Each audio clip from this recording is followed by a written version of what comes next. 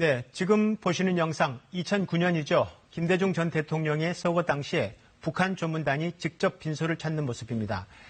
당시 북한은 김기남 노동당 중앙위 비서 등 6명으로 구성된 조문단을 파견해서 김 전 대통령의 서거를 애도했고, 그리고 이틀 뒤에는 당시 이명박 대통령을 예방해서 김정일 위원장의 메시지를 전달하는 대남 특사 역할도 했습니다. 그런데 이번 이희호 여사 별세와 관련해서는 북한은 조문단을 파견하지 않고 지금 보신 대로 김여정 부부장을 판문점에 보내서 조의를 표하는 것으로 대신했습니다.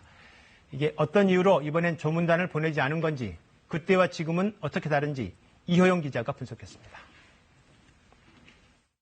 김정은 위원장은 조의문을 전달하는 사람으로 김여정 제1부부장을 선택했습니다.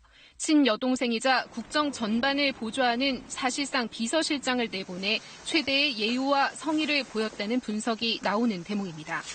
이희호 여사가 직접 조문까지 했던 김정일 국방위원장의 딸이기도 한 만큼 조의를 전달하는 데 가장 적절한 인물이라는 평가도 있습니다. 모종의 메시지를 들고 오지 않겠냐는 분석도 있었지만 김여정 제1부부장은 남북협력을 계속하자는 정도의 의례적 언급만 한 것으로 전해졌습니다. 청와대는 남북 정상의 친서 전달은 없었다고 밝혔습니다.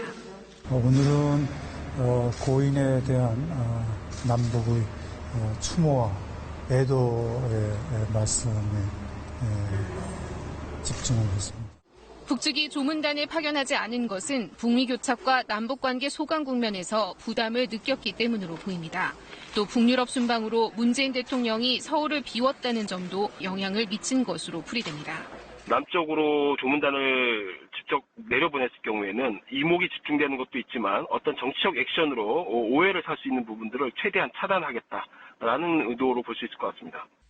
조문을 계기로 한 남북 고위급 회담은 성사되지 못했습니다. 그러나 남북 지도자가 조의문과 연설 등의 형식으로 메시지를 주고받은 것은 향후 정세에 긍정적으로 작용할 수 있다는 분석도 나옵니다.